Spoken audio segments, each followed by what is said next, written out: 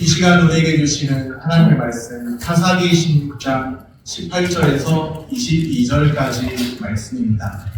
구약성경 390쪽입니다. 들릴라가 삼손이 진심을 다 알려주므로 사람을 보내어 블레셋 사람들의 방백들을 불러 이르되 삼손이 내게 진심을 알려주었으니 이제 한 번만 올라오라 하니 블레셋 방백들이 손에 끈을 가지고 그 여인에게로 올라오니라. 들릴라가 삼손에게 자기 무릎을 베고 자게 하고 사람을 불러 그의 머리털 7가닥을 밀고 괴롭게 하여 본즉 그의 힘이 없어졌더라. 들릴라가 이르되 삼손이여 블레셋 사람이 당신에게 들이닥쳤느니라 하니 삼손이 잠을 깨며 이르기를 내가 전과 같이 나가서 몸을 떨치리라 하였으나 여호와께서 이미 자기를 떠나신 줄을 깨닫지 못하였더라.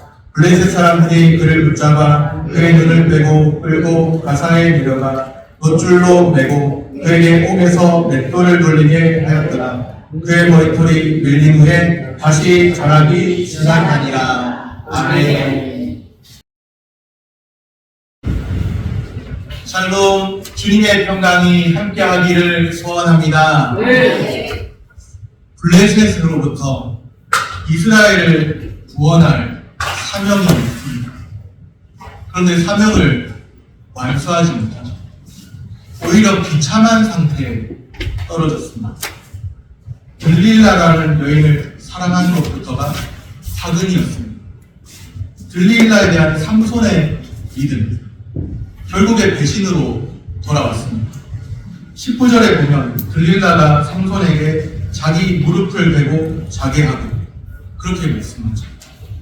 들릴라는 삼손에게 자기 무릎을 베고 자도록 만들었습니다.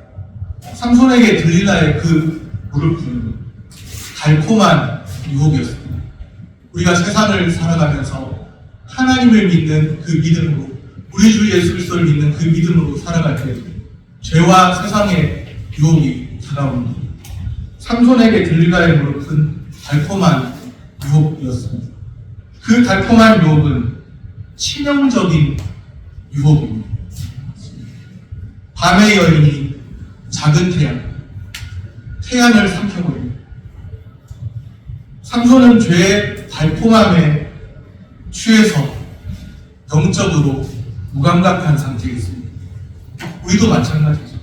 세상 속에서 죄의 달콤함에 취해 있으면 하나님을 의식하지도 못합니다. 무엇이 진정한 삶인지를 돌아보지도 못합니다. 그렇게 자기 쾌락을 쫓아 살 때가 있습니다. 삼손이 지금 죄의 달콤함에 취해서 영적으로는 무감각한 상태에 있습니다. 그는 용사입니다. 블레셋을 대적해서 블레셋으로부터 이스라엘을 구원해내야 할 사명이 있는 사람입니다.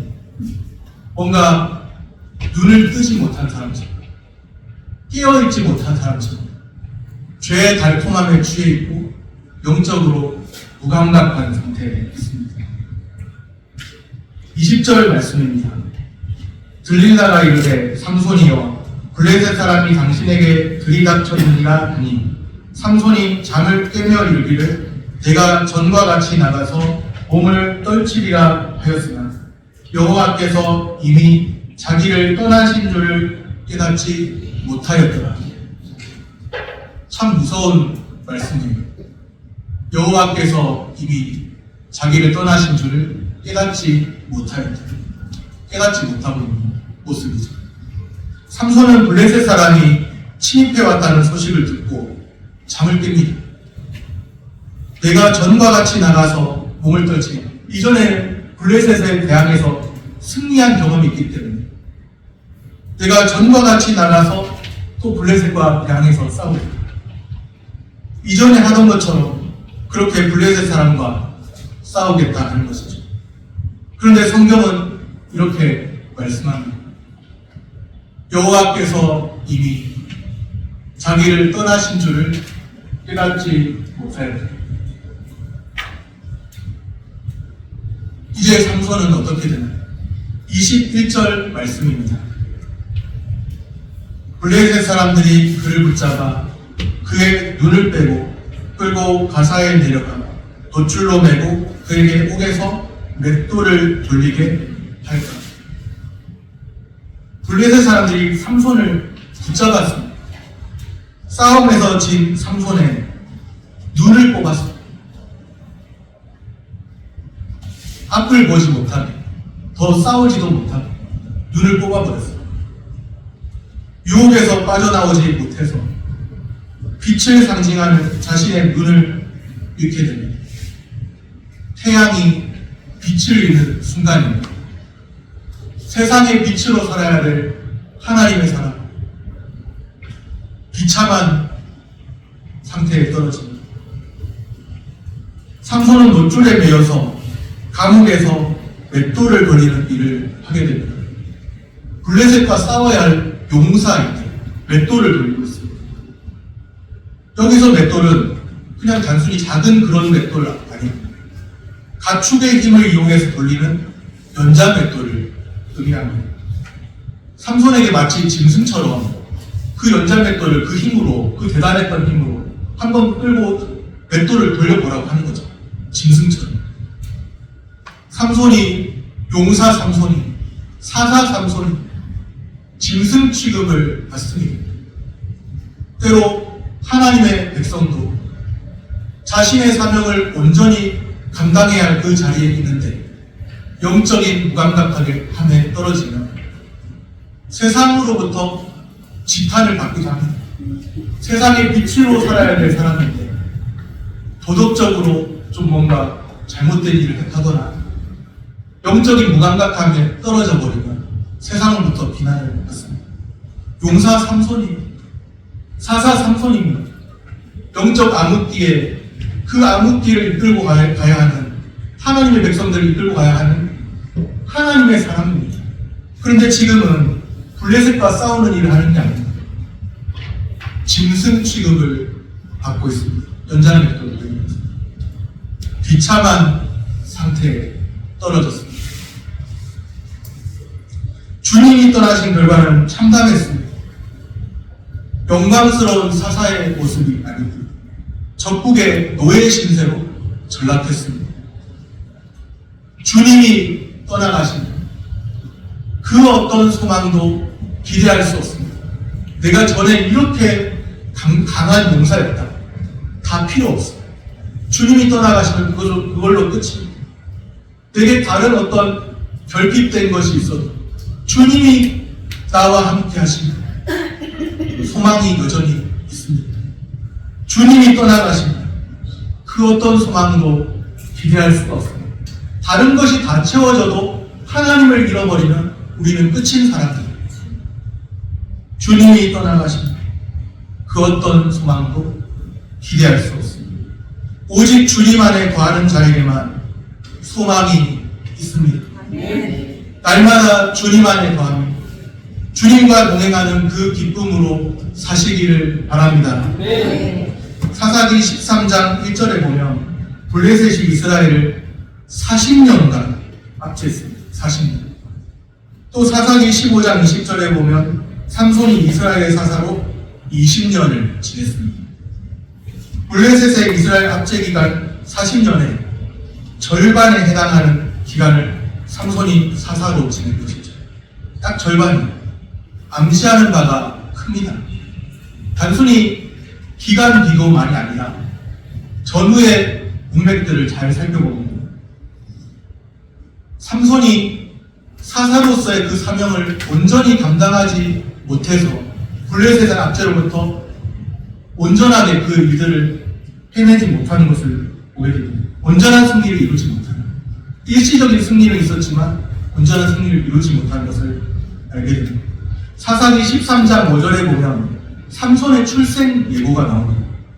이 아이는 태에서 나옴으로부터 하나님께 바쳐진 나시린이 되리. 그가 블레셋 사람의 손에서 이스라엘을 구원하기 시작하리라. 삼손의 사명이었습니다. 그가 블레셋의 세 사람의 손에서 이스라엘을 구원하기 시작하리라. 삼손이 날 때부터 삼손에게 주어진 사명이었습니다. 블레셋으로부터 이스라엘을 구원할 사명을 가지고 출생했습니다. 예전에, 아주 오래전에 저 초등학교 때 국민교육원장이 도덕책임너 앞에 교과서 앞에 있었어요. 우리는 민족 중흥의 역사적 사명을 띠고 이 땅에 태어났다. 삼손이 그랬습니다. 블레셋으로부터 이스라엘 구원해내야 할 사명을 가지고 출생했습니다. 그런데 사명을 온전히 감당하지 못했습니다. 하늘의 계의가 있었지만 안목의 정욕을 극복하지 못했습니다. 삼손 이후에도 블레셋은 끊임없이 이스라엘을 괴롭힙니다. 완전히 극복하지 못해서 블레셋이 끊임없이 이스라엘을 공격해요. 삼손 이후에 블레셋을 완전히 정복하는 때는 다윗 왕 때, 사무엘하 8장 1절 말씀입니다. 그 후에 다윗이 블레셋 사람들을 쳐서 항복을 받고 블레셋 사람들의 손에서 메대단말을 빼앗으니, 사무엘하 8장 1절에 가서야 블레셋 사람들을 다윗이 쳐서 항복을 받는 장면이 나와요. 다윗 왕이 블레셋을 쳐서 항복을 받습니다. 삼손은 블레셋으로부터 이스라엘을 구원한 사명이 있었습니다. 삼손이 블레셋으로부터 이스라엘 구원을 이룬 일시적인 승리였죠. 일시적인. 블레셋으로 싸워서 이긴 거. 일시적인 승리였습니다. 그런데 한순간 승리했지만 지금은 오히려 비참한 상태에 떨어졌습니다. 성경은 한 줄을 기록하고 있습니다. 아주 짧은 한 줄입니다. 비참한 상태에 떨어진 삼손인데, 오늘 본문 사사기 16장 22절입니다. 그의 머리털이 밀린 후에 다시 자라기 시작하니, 삼손이 비참한 상태에 떨어져서 머리털까지 밀려버렸어요. 힘의 근원이 머리털이라고 생각하는 거죠. 머리털을 밀어버려요. 그런데 머리털이 밀린 후에 다시 자라기 시작합니다.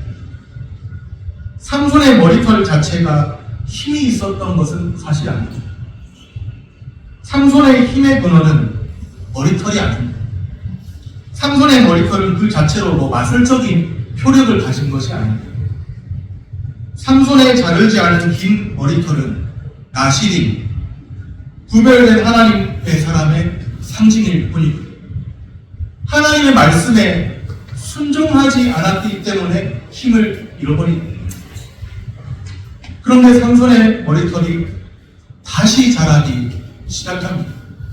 불순종에서 죄의 비참한 가운데 있는 삼손에게 다시금 노예 상태로 있는 그 삼손에게 다시금 머리털이 자라기 시작합니다. 회복을 의미합니다. 죄 가운데 잠시 넘어졌지만 다시금 그가 믿음의 용사로 일어날 수 있고 하나님께서 도우심을 의미합니다. 삼손의 힘의 근원은 주님이 함께 하심에 있습니다. 우리 주님은 회개할 기회를 주십니다. 넘어졌다, 한순간 주님에게서 돌아섰다, 그 마음 돌아섰다, 너 왜 그렇게 했느냐 그러시면서 질책하시면서 그냥 꼴보기 싫다 그러시는 분이 아니에요. 우리 주님은 계속해서 넓은 품으로 안아주시고 받아주시고 다시금 돌아올 기회를 주시고 회개할 기회를 주십니다. 말씀으로 분명하게 죄를 깨닫게 하시지만 또 여전히 회개할 기회를 주시며 기다리시는 하나님이십니다. 회복의 은혜를 베푸십니다. 주님이 함께 하심으로 회복의 은혜를 누리며 사시기를 바랍니다. 말씀을 정리합니다.